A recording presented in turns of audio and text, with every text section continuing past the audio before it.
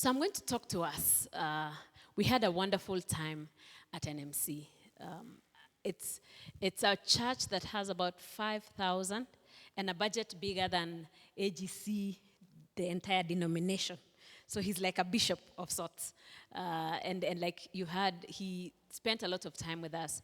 And he has even taken us to be more special. He's visiting us to speak to our elders when he is going to Kaboson Pastor School. Napani Missionary Church sponsors AGC Baby Center, almost 90% or 80%. AGC does the other. They sponsor 100 students at Kaboson Pastor School, and they partner with Karen AGC to sponsor the missionary at Witu at the coast in Kilifi. So we want to appreciate Napani for what they do. It's a church that I will tell you about as we go along. There might be pictures to show you a few of the things that we did. But we want to thank God. Speaking with Pastor Dave, one of the things I wanted to know was how long and what has he done to survive and thrive being a pastor for 40 years. I wanted to know how to be a pastor for 40 years. So you'll have me for another 30.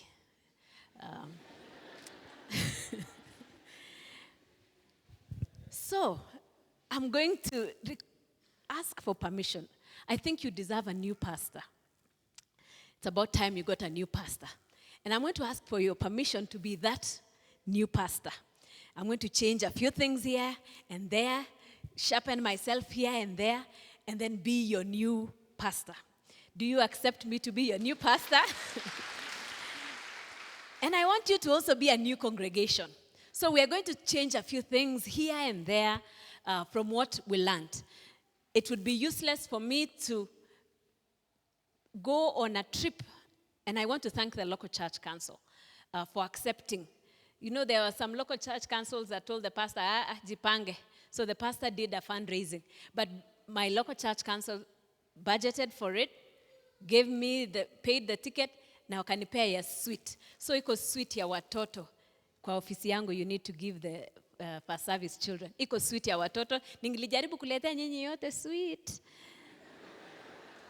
Shida ni baggage ya ndege. Kama wangeniruhusu mungepata lollipop leo. So your children will get a lollipop on your behalf. Let us read from 1 Corinthians chapter 12, from verse 12 to 27. It says, "For we are all baptized," the body as a unit, "though it is made up of many parts, and though all its parts are many, they form one body. So it is with Christ. For we are all baptized by one Spirit into one body, whether Jews or Greeks, slaves or free, and we are all given one Spirit to drink. Now the body is not made up of one part, but of many. If the foot should say, because I am not a hand, I do not belong to the body, it would not, for that reason, cease to be part of the body. And if the ear should say, because I am not an eye, I do not belong to the body, it would not, for that reason, cease to be part of the body. If the whole body were an eye, where would the sense of hearing be? If the whole body were an ear, where would the sense of smell be? But in fact, God has arranged the parts in the body, every one of them just as he wanted them to be. If they were all one part, where would the body be? As it is, there are many parts but one body. The eye cannot say to the hand, I do not need you. And the head cannot say to the feet, I do not need you. On the contrary, those parts of the body that seem to be weaker are indispensable. And the parts that we think are less honorable, we treat with special honor. And the parts that are unpresentable are treated with special modesty. While our presentable parts need no special treatment, but God has combined members of the body and has given great honor to the parts that lacked it, so that there should be no division in the body, but that its parts should have an equal concern for each other. If one part suffers, every part suffers with it. If one part is honored, every part rejoices with it. Now you are the body of Christ, and each one of you is a part of it. Thank you. So I'm going to give my report. This is a report, but I'm not going to start by saying, on the 2nd, we went to the airport, and then we took a panda ndege, alafu. I'm just going to give you what I observed at the church. And I'm going to use a phrase that I got there to share with you this report and what I observed. And I'm going to talk to us about serving God. What impressed me about that church is that there are 1,500 volunteers. 1,500 volunteers. I was like, oh my goodness, give me these volunteers, I take them home. Why? Because when I ask for volunteers, only a few sign up. And those few that sign up, only a few actually end up serving. And I wanted to know, what is it that makes them volunteer with such energy? But I'm going to ask of us to serve God through, number one, our time. Our time. Time is precious. Time is precious. We all don't have time. One of the things that when I ask people, why don't you serve, they say, I am busy. Truthfully, you are busy. Our first day there, we arrived, and they have a dinner on Wednesdays. A caterer is hired, and every person comes in and I think pays $3, which is 300 shillings, for supper. And I wondered, why do they come for supper? So that after supper, worship team meets, the Sunday school is running. There are small groups that meet every Wednesday in the church. I know the circumstances are different. There, everybody has a car, and their school ends at 3, so you're able to come to church. But they come to church, and they give their time. They give of their time. God is the one that has given us time. And yet, when it comes to serving Him, we lack time. Isn't that ironical? But one thing that I realized, they told me, is that anybody that serves end up serving forever. Now, we are one step ahead of them. We have female pastors. One of the things I kept getting asked is, are you one of the wives of the pastors? I'm like, no, I'm the pastor. And this is the husband of the pastor. They're called ministering sisters. But one of the things that I saw is that they actually come. I met a couple that has been volunteering in Sunday school, not to teach, but just to check in children. Of course, they have computers where you go and check in your child, and then when you're going, you have to check out your child so that nobody steals your child. But they have an older couple that welcomes people into the church. One of the days on a Monday, I walked into a room full of old people, and I mean old. None of you is that old. Old people. And I asked, what are they doing on a Monday? They are preparing bulletins for next Sunday. They figure they don't have energy to do a lot of other things, but they can sit down and just stuff bulletins, giving of their time. Everything there runs like an engine. There are so many people that serve. They have 15 pastors, but they have many interns, almost 72 other pastors under them. And then they have five, apart from Pastor Dave, they have 5 others at the top. And I was like, whoa, we are 70, how many short? Well, we don't need that 72 pastors, but we need volunteers. We need volunteers that will give of their time. Time to even attend small groups. There, everything is about small groups. Because the bigger a church, they said if you don't plug in, you become lonely. And so we are going to change a few things here. if you want to, of course, they have big facilities. The sanctuary and classrooms and all sits on 3 acres of land. 3 acres of land is just kanisa peke yake and classrooms. So they're able to have a lot of classrooms. They have chapels. Funeral service are done in chapels, not in the main sanctuary. They have facilities. But everybody feels the need to grow, and therefore they have small groups on Wednesday evening, and they have small groups on Sunday, so that nyinyi watu wa first service, shida ni parking too. After this, you're supposed to go for small groups, where you go and sit down. And so we have thought with the pastors, what can we do? And we have said, these classrooms are open during the week. How many of us work in town? Put up your hand if you work in town. Yeah, imagine how many small groups we would have. You come over lunch hour, and we can even organize with our cook to make lunch. Of course, you have to pay for it. But you can gather together and come and have care group. Where? In the classrooms. Because sometimes I know you try and have them in the evening. There's homework, distances, it's raining. We want to open up these classrooms. We did not build it for Sunday only. We want you to come and say, Pastor, I'm in town every day. One lunch hour, can we come with my friends and sit down? We want to try and change a few things that you will be told later in the men's ministry, in the women's ministry, in the children's ministry, in order for us to be able to do. But it requires volunteers. People that will give their time. People that will give their time. Because sometimes we do things that are not so important with our time. Can we commit ourselves to giving God our time?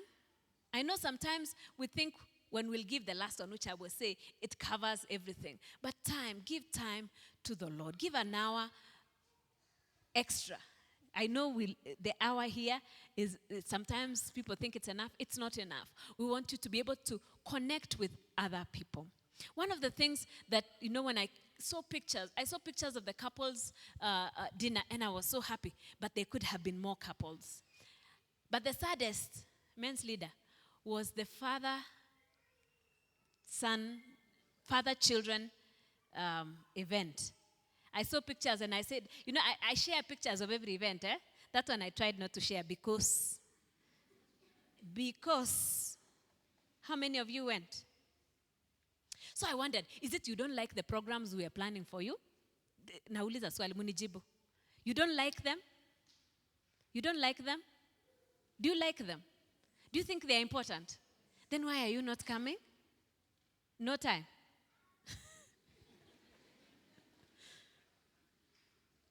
It's so discouraging for the people that plan, and then you don't come. And we wonder, what is it? Is it the timing? Is it the event? Is it you don't like the pastor? You have to tell us these things. Maybe you don't like the pastor. I can change. I can become whatever you want me to be so that you attend these events. Because these events are so important. Your child gets to see a different side of you when you attend those things. Because we have games, we have bought things, and then you don't come. Tunaenda hasara. And yet, if it is a school event, where does the time come from? When it's a political rally, where does the time come from? Somehow it comes because it's important to you to go and listen to a politician.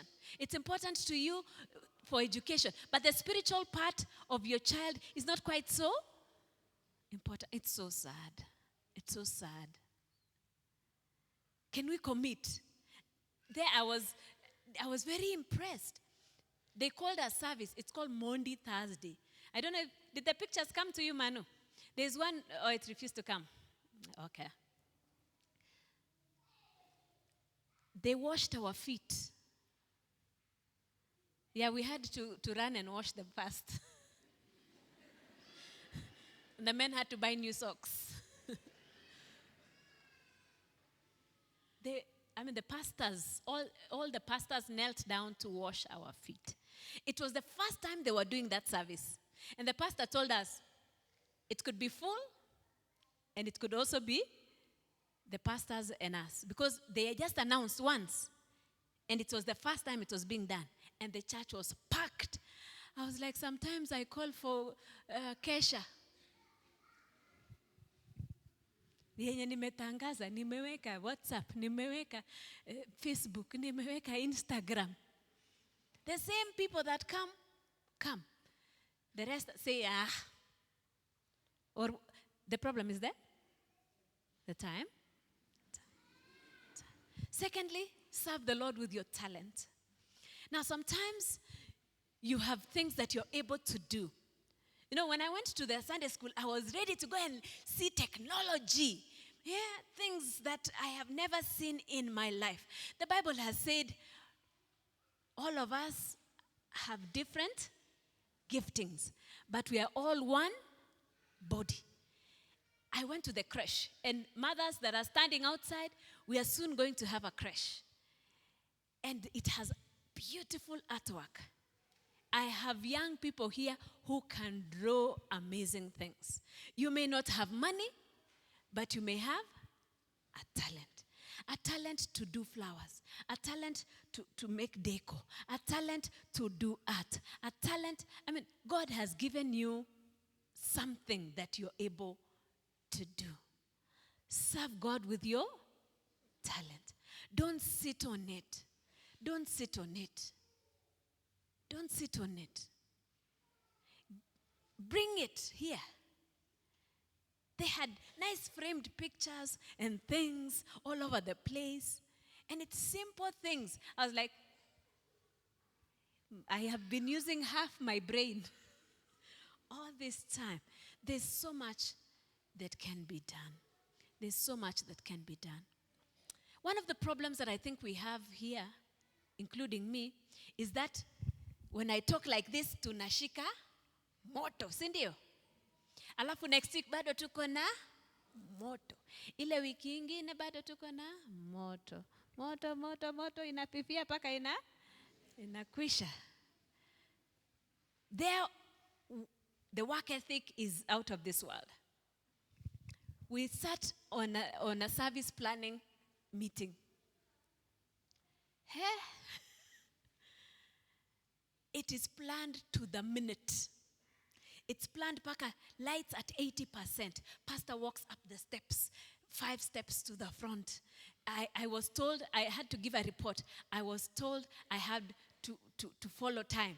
In fact, I had to tell them in Africa we have time. Nyinyi muko na watches. And the timer was blinking. How many watched my Taylor sermon? Did you realize for the past 5 minutes I was a bit like, because the timer kept going like that, I need to hurry this sermon.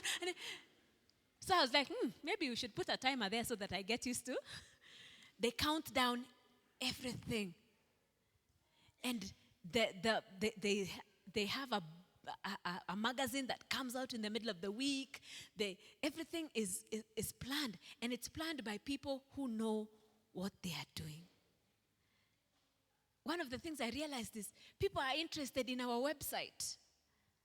So I have been telling my media people, no more delaying with sermons, no more leaving events of 2017 on the website. Because when I attended a class at Taylor, they asked me, we saw in your website, I was like, oh, people see in our website, that you offer catechism. Can you explain catechism to us? We need more IT people. We need more cameramen. Thank you, Richard. We need people that have a gift to do anything. You may not have money, but if I was going to pay somebody to paint a mural on our wall, it may cost me 30,000 Kenya shillings. But if one of our very talented young people come and I give them paint, I provide the paint, I provide the canvas, I provide you will have given how much to God? 30,000. But often we think, I don't have 30,000. You're a lawyer. You give pro bono services to members that cannot afford it. You've given God how much? I don't know how much you charge, but you've given God that equivalent. Because we would have needed to help that person. Anything you can do. Are you a mentor? We could invite speakers from Nairobi we will fly to Kisumu, weka mafuta kwenda kuchukua, wakuje waseme ile ungesema for free, and you would have saved the church how much? Ticket ni ngapi to Kisumu? 19,000. And then mafuta this way, and then accommodation. Do you see? You can serve God with your talent, with your gifts. Are you happy and a smiler, just standing at the door and shaking somebody's hand? We had people to greet us all the time. We stuck out. We were in rural America. So we were the blacks. And everybody was excited to talk to us, to welcome us, to show us around. We need people like that. If you like to walk around and show people places, you know there are people who like to show people places. There are people even who like to pour a tea from a thermos into a cup. It doesn't require a lot of, doesn't require a degree. But what it does for a visitor, it makes them come back next week. What talent do you have? I know we keep asking. And then finally, I'm working on a timer today, is your treasure. Your treasure. Our money. I was impressed at the amount of work that church does. It is not a denomination. It's called Napani Missionary Church. It's part of the missionary churches, which is affiliated to us. In fact, Pastor Dave Engbert is the chairman of the board of WGM, which is our mother mission. They took us to inner city where they sponsor children in bad neighborhoods. The pastor there has been shot at so many times. They took us to a place where they, in Chicago, where they take care of refugees. Muslims, not Christians, Muslims. While we were there, these Muslim women who do not know a word of English were coming in to be given diapers, to be given unga. Yes, there was unga. It's a whole Indian place. There was even sufuria ya givagenge. I was like, hiya. I could come here. The only thing is they were like Africans. They opened their shops. Satano. And this church sponsors. They sponsor children who come out of the Amish tradition. So they sponsor so many churches. And I asked Pastor Dave, where do you get the money? Where do you get the money? Here they are giving us, they give us at least 15 million Kenya shillings every year for baby center. I'm sure I don't know what they give to Kaboson. I don't know how much they give to Witu. They pay the missionary salary in Witu. And I wondered, where do they get the money? And they told me from the congregation. It's rural America. Most people are farmers, but they give. And they told me, people who've learned to give, don't stop. And I wondered, when I went there, I was like, hey, I'm going to look for partnerships, to get money, to finish the building. I'm going to look for partnerships for us to do more missions. I said, I am not looking. I said, let me go and see how many people give. Let me go and see how many people give their tithe. So I came, excited. About 100 of you give regularly. Saa ile ni wengi ni 200. How many are we? About 2,000. About 1,500 plus youth, children. So let's say 1,000 people. 10% give. And I was a bit discouraged. And then I said, hey, see, I'm a new pastor now. And I have a new congregation. Hii maneno ya kutotoa sadaka inaisha leo. Kuanzia next week, sisi ni new members. New members, tunatoa. Because I realized the reason why Americans are rich is they give. While we were there, I was challenged. I was like, we are doing nothing for AGC Baby Center. They have a table where they adopt children and give, I think, $100 per month for every child. And they come and take a package to adopt children. They sell coffee. Uko ni kukula. That is why niko na. Nilikula. Munakula breakfast, a whole meal. Then you get in the car, there are snacks. Then they stop, we take coffee. Then they stop, we have lunch. Then they stop, we have snacks. Then, hey, in fact now I am eating more than usual because tumbo ilienda kupanukia huko. But they have coffee in the church. And when you take a cup of coffee, which is free, the church gives coffee for free. Don't get any ideas. I'm a new pastor. I need to give you coffee for free. I am not that new. They put, you take coffee and you put $1 for AGC Baby Center. They said that when you retire, and when you pass on, you adopt, let's say you have 3 children, the 4th child is the church or missions. So in your will, you leave Emmanuel 10% of what you owned. I was like, not a bad idea. How many children do you each have now, plus Emmanuel?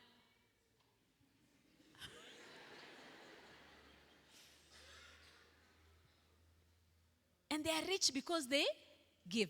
And one thing they told us is they were not always that way.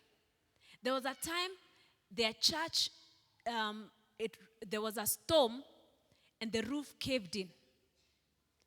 And they just sent information that the roof has caved in. People were driving cars to the church and handing the key to the pastor. Women were removing their expensive jewelry. I was like, wow. And they told me once you learn to give, you never go back. And that is the same for those 100 or 200 that are giving. They never stop because once you learn to give, you discover that God gives you more. He gives back. So new members, are we going to give now? Every month? Yes, make God a priority. Make God a priority every month. That no matter what other commitments you have, you start with God. And I thought if we do that, because a lot of the things we are doing, by the way, you are doing so well. There's a church in Burundi that wants to come and benchmark.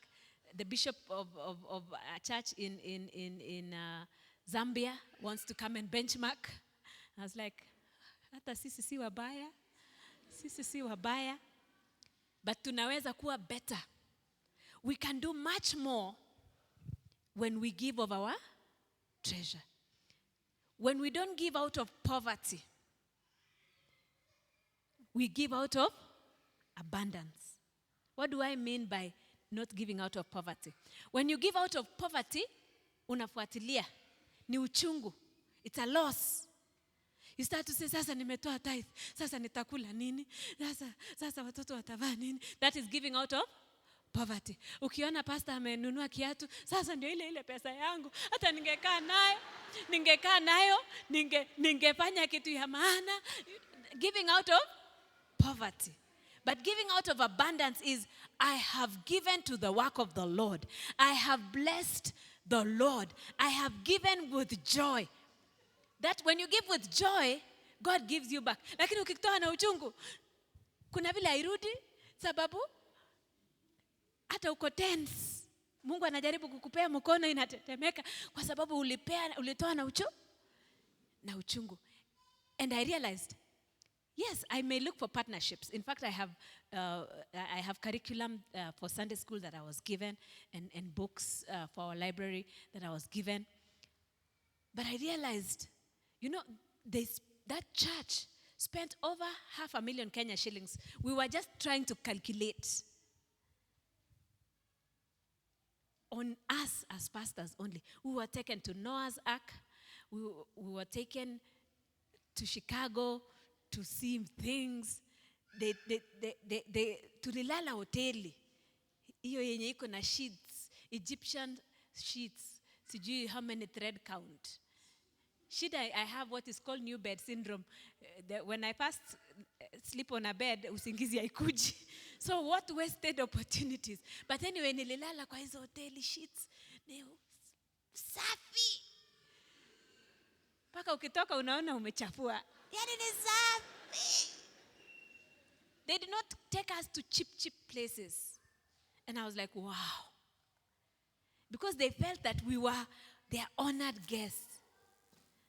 I was like, changing mind, never treating visitors hivi. Sometimes we say, tengeneza tu simple meal hivi, ka supu na ka cabbage. Hiyo nimetubu, new pastor. The next time visitors come, wanakula kuku na kaimati. Sijui kaimati ni nini, lakini wataikula.